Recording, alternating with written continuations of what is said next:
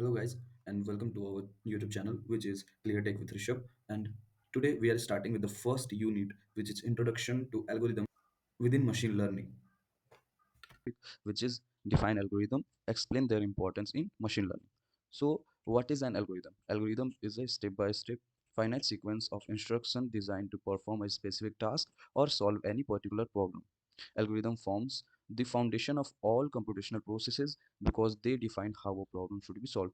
तो mainly algorithm क्या होता है, वो एक step by step finite sequence of instruction होते हैं जिनको कि डिज़ाइन किया जाता है to perform any specific task और any particular problem. Okay, so अब हम लोग पढ़ेंगे कि एक गुड एल्गोरिदम की जो कैरेक्टरिस्टिक होती है वो क्या क्या होती है। So algorithms must satisfy definiteness, finiteness, input, output and effectiveness. Now we will go to why algorithms matters in machine learning. So machine learning में जो एल्गोरिदम्स हैं उनका रोल क्या है, क्यों इतना ज़्यादा मशीन लर्निंग में इनको यूज़ किया जाता है। सो machine learning may seems like a magic, but internally it is driven by powerful algorithms. ML relies on algorithms for almost every stages of its workflow. मतलब क्या होता है कि मशीन लर्निंग हमें लगता है कि एक मैजिक है, but it's mainly driven by powerful algorithms.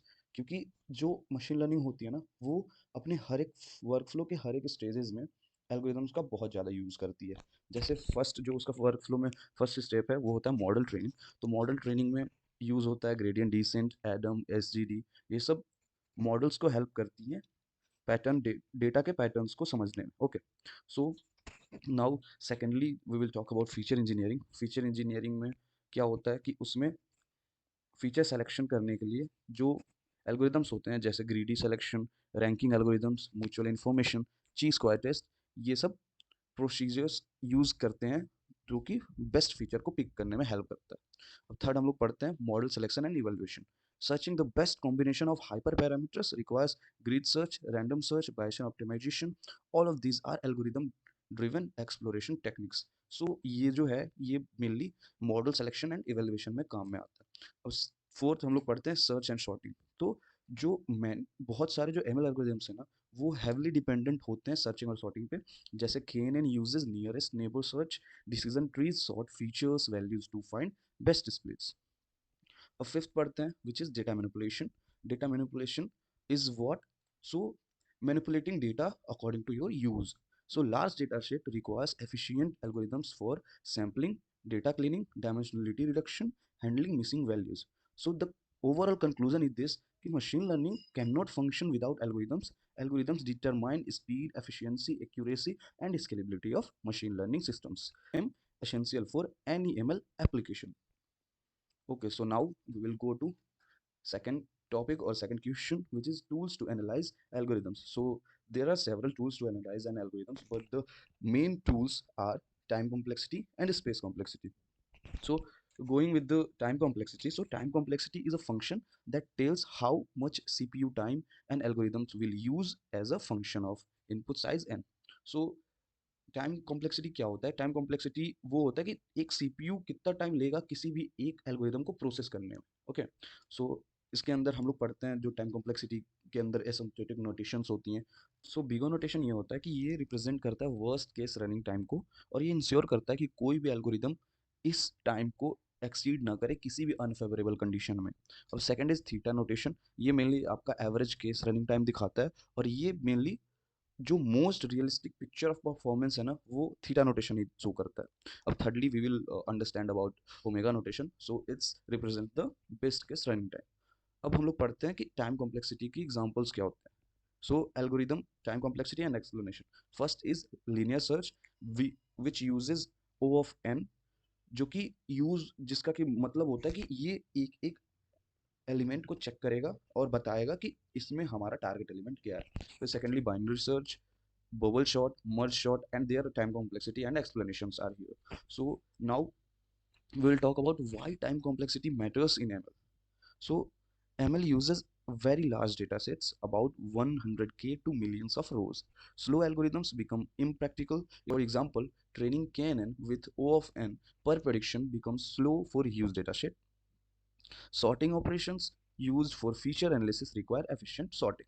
Secondly, we will talk about space complexity. So if space complexity refers to the required memory for inputs, outputs, temporary storage, and recursion stack. Example, an array of n items that will take an space of big O of n. Merge sort uses extra space. Binary search uses O of 1 memory. Importance of space complexity in ML. Deep learning models like CNN, RNN, transformers require huge GPU memory. Data preprocessing requires memory for feature metrics, embeddings, one-hot encoded vectors. Thus, understanding memory uses is critical in deploying ML system in real world. Mainly क्या होता है ना कि एक जो पूरा का पूरा ML मॉडल होता है ना, उसमें सबसे जो क्रिटिकल चीज़ होता है वो हमें मेमोरी यूजेस को समझना होता है. अगर आप मेमोरी यूजेस समझ गए तो आप पूरा का पूरा ML सिस्टम को समझ सकते हैं अच्छे से, जो कि बेस्ट वे होता है उसको समझने का.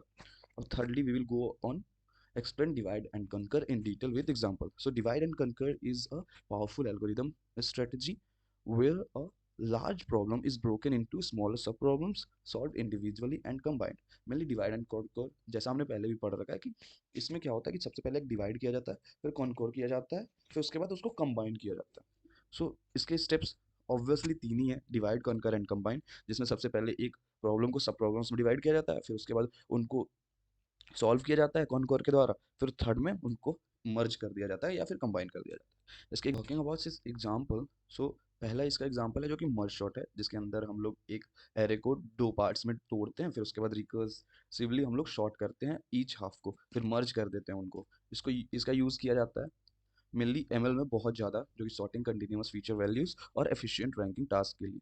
सेकंड इज क्विक सॉर्ट, जिसमें हम लोग एक पिवट एलिमेंट को चूज करते हैं, उसके बाद उस पिवट एलिमेंट के अकॉर्डिंग हम लोग अपने पूरे के पूरे जो एलिमेंट्स होते हैं या फिर एक पूरा का पूरा जो सिस्टम होता है उसको पार्टीशनिंग करते हैं, फिर उसमें हम लोग रिकर्सिवली सॉर्ट पार्टीशन लगाते हैं.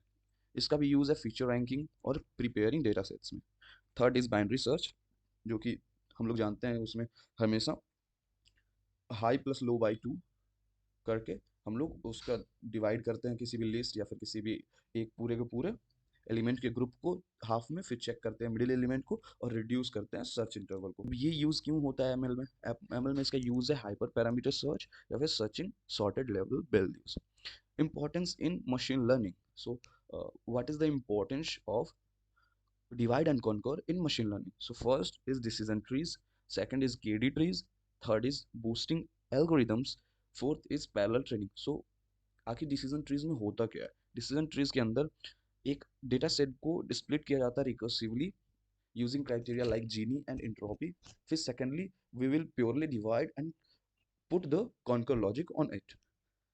So talking about KD trees, so here we use the fast neighbor search which is used in KNN. So talking about boosting algorithms, so XGBoost uses divide and conquer for building tree structures. So talking about parallel training, यहाँ पे क्या होता है कि data sets जो होता है उसको डिवाइड किया जाता है अक्रॉस नोड्स और जो रिजल्ट हमारा आता है वो कंबाइनली आता है.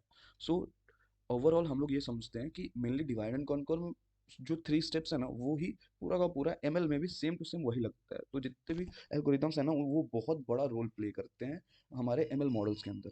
अब फोर्थ जो है वो है randomized algorithms within the ML. So आखिर रेंडमाइज्ड एल्गोरिथम्स होते क्या हैं? तो randomized algorithms use random choices during execution that influence their behaviour.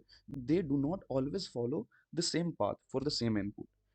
Randomise algorithms होते हैं ना वो ड्यूरिंग एवरी एग्जीक्यूशन वो एक बिहेवियर से इन्फ्लुएंस होके कोई कोई रैंडम चॉइसेस लेते हैं वो. और इसमें क्या होता है ना, ये हरदम सेम पाथ को फॉलो नहीं करता है सेम इनपुट के लिए, अलग अलग डिफरेंट डिफरेंट पाथ्स को फॉलो करते हैं. इसका एडवांटेज क्या होता है? इसका एडवांटेज है simpler logic, faster average cases, avoid predictable worst cases और reduce time in large data scenarios. Randomized algorithms, so first randomized algorithms होता है वो लॉस वेगस एल्गोरिदम होता है, जिसमें output is always correct but time varies. Example, randomized quick sort. Second, Monte Carlo algorithms, यहाँ पे output may be incorrect with small probability. Time is predictable. Example, randomized primality testing. इसके examples देखते हैं हम लोग. First example is randomized quick sort where random pivot element is chosen which prevents worst case, that is O of n square. Average time becomes O n log n even in bad data sets. Second, जब हम लोग बात करते हैं random sampling की data sets के अंदर जो कि यूज्ड होता है creating training and test sets, mini batch creation in deep learning, avoiding biases, and equal representation of classes. Third is reservoir sampling, used when dataset is too large to fit in memory. It is used for streaming data, samples k random items for unknown length stream. Fourth is random weight initialization in neural networks. It prevents all neurons from learning some features, encourages different paths in models, improve convergence.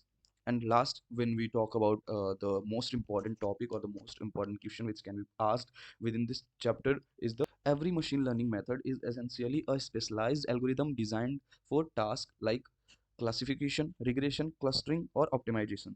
So firstly, when we talk about optimization algorithms, here it is used for ML models by minimizing loss function. So इसके हम लोग types जानेंगे कौन कौन से optimisation algorithms होते हैं. So first is gradient descent, second is stochastic gradient descent, third is Adams, RMS, props, Adagrad. अब इसके एग्जांपल्स हम लोग जान लेते हैं. जैसे बैक प्रोपोगेशन होता है जो कि न्यूरल नेटवर्क्स में होता है, वो that uses these algorithms to update weights. Second, searching algorithms. So searching algorithms is used in KNN for finding nearest neighbors, searching hyperparameters, searching best feature splits in decision trees. Third and most important is sorting algorithm, which is used to sort feature values, prepare datasets, compute median and percentile statistics, find splits points for decision trees. And efficient sorting, which is O and log n, is essential for ML pre-processing. Fourth is divide and conquer in machine learning. So decision trees recursively splits data. Random forest combine multiple decision trees. Boot as XGBoost improves split using gradient boosting. KD trees divide search spaces. और fifth हम लोग पढ़ते हैं randomise algorithms इन ML. तो इसका use क्या होता है, इसका एप्लीकेशन क्या है मशीन लर्निंग में. So it is used for random shuffling, random initialization, random forest where random features plus random data is there, randomized SVD for dimensionality reduction. अब ये हमारे ML मॉडल को मोर रिबोस्ट और जनरलाइज्ड बनाता है. Sixth, when we talk about dynamic programming, so it helps in sequence learning like Viterbi algorithm, which can also be called HMM, forward backward algorithm, parts of speech tagging, speech recognition systems. और सातवां जब हम लोग बात करते हैं greedy algorithms का, तो इनका यूज होता है फीचर सिलेक्शन में, डिसीजन ट्री स्प्लिट सिलेक्शन में, क्लस्टरिंग ह्यूरिस्टिक्स में. सो इसका एग्जांपल अगर हम लोग जाने तो इसका एग्जांपल है decision tree selects the feature with maximum information gain at each step. So ये था हमारा of algorithm within machine learning. So overall अगर कंक्लूजन की बात करें हम पूरे के पूरे चैप्टर में या पूरे के पूरे यूनिट में, तो हम ये देख रहे हैं कि हमारा पूरा का पूरा जो एमएल मॉडल है, मशीन लर्निंग मॉडल है, वो सिर्फ एल्गोरिदम्स पे ही बेस्ड है. वो पूरा का पूरा हैवली डिपेंडेंट है एल्गोरिदम्स पे और सबसे ज़्यादा यूज़ करता है एल्गोरिदम्स को. और अगर हम अपने एमएल मॉडल को सही से चलाना चाहते हैं, हम चाहते हैं कि हमारा एमएल मॉडल का डिप्लॉयमेंट सही से हो, एग्जीक्यूशन सही से हो, आउटपुट सही से है, तो we will have to know all the algorithms correctly and we will have to apply algorithms correctly on that model. Thank you.